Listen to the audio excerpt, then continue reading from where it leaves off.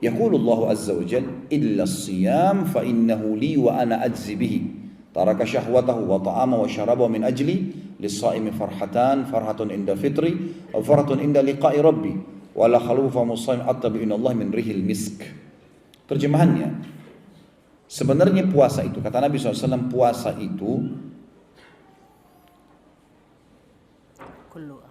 semua amal ibadahnya anak Adam sudah ditentukan kadar pahalanya. Bisa 10 sampai 700 kali lipat. Kecuali puasa, karena dia milikku dan aku akan membalas secara langsung, kata Allah, karena dia meninggalkan syahwatnya, makanannya, minumannya karena aku. Apa makna di sini teman-teman sekalian? Semua amal ibadah anak Adam, sholatnya, bakti sama orang tuanya, haji, jihadnya, sudah ditentukan kadar pahalanya 10 sampai 700 kali lipat. Artinya beda pahalanya antara orang, misal antum mau sedekah, keluar dari rumah, membawa uang, kalau di Indonesia saya bahasakan, mungkin di sini real, rupiah misalnya, kita ambil uang yang paling besar 100.000, uang yang paling bersih, bahkan tidak ada leceknya sedikit pun. Kemudian kita taruh di kantong kita di sebelah kanan, niat untuk sedekahkan. Dengan uang yang sudah lecek atau sudah agak tua ditaruh kantong kiri untuk kita belanja. Ini beda pahalanya dengan orang yang uangnya tercampur. Kalau ada orang miskin yang minta, dia tinggal tarik, mau lecek, mau baru, mau tua, dikasih aja, tanpa juga melihat nilainya besar atau kecil. Akan beda pahala. Ada kemasan yang positif di sini. Beda pahalanya antara orang yang terbangun tengah malam jam 3, lalu dia sholat tahajud tanpa diprogramkan. Beda dengan orang yang dari sebelum tidur sudah niat mau sholat malam, sudah bunyikan jam beker, pada saat bangun juga sebelum tidur dia sudah siapkan sejadah dengan dibubuhi minyak wangi. Mungkin kalau akhwat kita mau kenahnya dengan bersih, ikhwat kita kopiahnya dengan bajunya bersih. Seperti Abu Hanifah rahimahullah, setiap malam kalau mau sholat tahajud beliau selalu pakai baju baru. Setiap hari baju baru.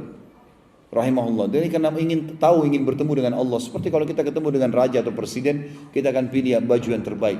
Maka ini dilakukan oleh Abu Hanifah rahimahullah. Maka dia berusaha untuk menggunakan pakaian yang terbaiknya. Kemudian mungkin sebelum dia sholat malam, dia mandi dulu, dia minum teh hangat. Maka beda pahalanya orang yang mengemas ini dengan orang yang begitu saja mengerjakan ibadah. Makanya ibadah itu bisa 10 sampai 700 kali lipat tergantung kadar niat dia dan bagaimana dia mengemas sebaik mungkin ibadah itu. Kecuali puasa di atas 700 kali lipat. Karena kata Nabi SAW, kecuali puasa. Karena Allah berfirman, dia milikku dan aku akan membalas langsung, sebab dia meninggalkan syahwatnya, makanan, minuman karena aku. Lalu Allah berkata, untuk orang puasa aku janjikan 2 kegembiraan. Pada saat dia buka puasa dan pada saat dia bertemu dengan Tuhannya Allah.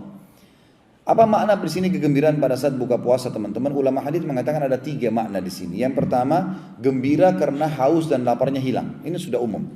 Yang kedua, kegembiraan yang didapatkan adalah karena dia berhasil mengalahkan syaitan yang dari sebelum sahur sampai menjelang buka puasa berapa detik menggoda dia untuk mengurangi kadar pahala atau membatalkan puasanya. Begitu dia azan maghrib, dia berarti dia sudah menang. Seperti orang kalau lomba lari sudah sampai garis finish, musuhnya nggak bisa buat apa-apa lagi. Ini kegembiraan pada saat buka puasa. Dan yang ketiga adalah kegembiraan karena dia bisa melipat gandakan pahala dengan membuka puasakan orang lain. Sebagaimana akan kita jelaskan nanti. Itu kegembiraan. Jadi satu hari kita bisa dapat pahala 50 pahala puasa, 100 pahala puasa, 1.000.000 pahala puasa. Tergantung antum mau berapa banyak. Tinggal buka puasakan orang. Ya, gitu. Maka kita akan panen pahala. Maka pada saat buka puasa kita akan gembira di sini orang-orang beriman karena dia akan panen pahala dia dan pahala orang yang dibuka puasakan. Sementara kegembiraan yang kedua adalah pada saat bertemu dengan Allah, artinya dia akan masuk ke dalam surga. Dan penutupan hadis, dan bau mulutnya orang yang puasa lebih wangi di sisi Allah daripada bau kasturi. Apa maknanya kalimat ini teman-teman sekalian? Tahu kasturi ya? Di sini pasti ada. Minyak kasturi biasanya mahal sekali ya, kalau yang asli itu. Tapi perlu digarisbawahi juga tidak semua orang suka baunya kalau yang buatan manusia yang ada di dunia. Lalu kenapa penggunaan kalimat kasturi di sini? Jawabannya hampir mirip dengan di surah Ar-Rahman disebutkan di surga akan ada kurma, ada anggur, ada delima.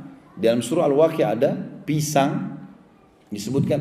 Ini kata ulama adalah hal-hal yang sama namanya dengan di dunia, tapi beda bentuk, beda aroma, beda cita rasa. Jadi misal masalah kurma di surga, baginda Nabi SAW bersabda, sesungguhnya 1 butir kurma di surga, 1 butirnya seperti tempayan besarnya. Tempayan tempat makanan yang besar, bisa 10 orang makan. Satu butir kurma. Putihnya lebih putih daripada susu, manisnya lebih manis daripada madu, dan lembutnya lebih lembut daripada buih. Tidak akan pernah kita temukan di dunia ada kurma seperti ini. Warnanya putih, lebih putih dari susu. Yang kita tahu adalah coklat, hijau, merah. Tapi putih nggak akan pernah ada kurma putih. Dan rasanya lebih manis daripada madu dan lebih lembut daripada buih. Tapi seperti itulah. Makanya kata ulama yang disebutkan di surga adalah sama dari sisi nama dengan dunia, tapi beda dari sisi bentuk, aroma dan cita rasa. Begitu juga dengan kasturi. Kasturi surga beda teman-teman sekalian dengan kasturi dunia. Banyak sering digunakan kalimat ini ya, seperti misalnya selain bau mulutnya orang yang puasa di sisi Allah lebih wangi dari bau kasturi, juga ada hadis tentang orang yang mati syahid. Yang kata Nabi SAW, orang yang mati syahid akan menetes darah dari lukanya dan mengeluarkan wangi lebih wangi dari bau kasturi atau sebagai semerbak kasturi, gitu kan? Maka kata para ulama ini adalah kasturi akhirat. Dan yang dimaksud dengan kalimat Nabi SAW, sesungguhnya bau mulutnya orang yang puasa di sisi Allah lebih wangi dari bau kasturi adalah ahli surga yang rutin puasa. Nanti kalau dia ngobrol dengan ahli surga yang lain dan di surga itu, mulutnya mengeluarkan bau kasturi yang wangi. Dan ini tidak berlaku bagi orang yang tidak puasa. Misal, ada orang meninggal tidak sempat puasa Ramadan, mungkin karena kejahilan atau kena maksiatnya, lalu dia masuk neraka dulu, dibersihkan dosanya, lalu dia masuk ke dalam surga. Nanti dia nggak dapat fasilitas itu. Jadi ini bukan maknanya teman-teman, kalau kita baca dalam hadis misalnya, teman-teman baca buku, oh bau mulutnya orang yang puasa lebih wangi di sisi Allah dari bau kasturi. Bukan kita datang ke teman kita lagi puasa gini, ini cium bau mulut saya, kita tiupin ke dia. Itu bisa pingsan dia nanti. Karena pasti bau mulut kita ada, gitu kan. Jadi bukan itu yang dimaksud ya. Kalau antum lagi baca hadis ini, fahami.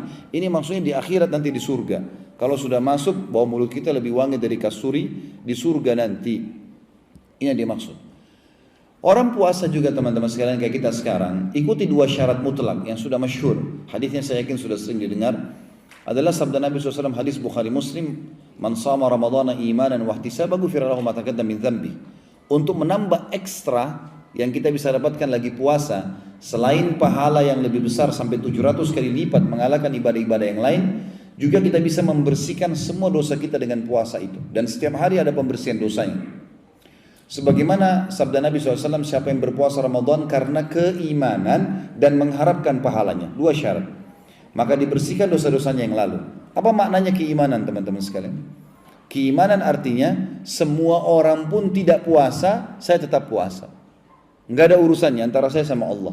Itu makna keimanan. Jadi bukan puasa karena enggak enak sama teman, enggak enak sama atasan, enggak enak sama pasangan hidup, enggak enak sama lingkungan, enggak. Memang karena Allah, itu keimanan. Siapa yang berpuasa karena keimanan, yakin ini perintah Allah dan mengharapkan pahalanya, maka dibersihkan dosa-dosanya yang telah lalu. Puasa ini teman-teman harus diikutkan seluruh anggota tubuh kita puasa. Kalau tidak bisa sia-sia puasa kita. Mata harus puasa, telinga harus puasa, tangan puasa, kemaluan puasa, kaki puasa, semua puasa ini. Jadi bukan cuma perut saja dengan tenggorokan. Misal contoh sabda Nabi SAW dalam sebuah hadis sahih riwayat Bukhari, man lam yada' qawl az-zuri wal 'amala bih, falaysa lillahi hajatun fi an yada'a ta'amahu wa syarabah. Siapa yang tidak meninggalkan perkataan dusta dan perbuatan dusta, maka Allah tidak sudi menilai lapar dan hausnya. Jadi kalau puasa tapi masih dusta, batal puasanya. Amal-amal ini tidak boleh dilakukan.